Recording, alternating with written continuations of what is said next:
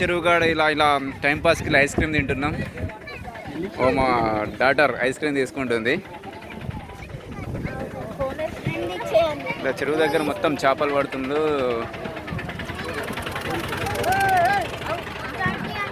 మొత్తం టోటల్ మొత్తం ఊరంతా ఇక్కడనే ఉంది.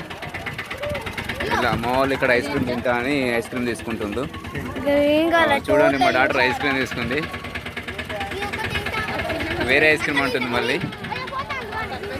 మా అబ్బాయి చోటా అబ్బాయి ఐస్ క్రీమ్ కోసం వెయిటింగ్. ఇలా సమ్మర్ వెకేషన్ ఇలా చెరువు కాడ చేప ఫిషెస్ పట్టి చూపిద్దామని ఇక్కడ తీసుకొచ్చినాం. ఎంత చెరువు మొత్తం ఫిష్ పట్టి లోడ్ వేస్తున్నారు.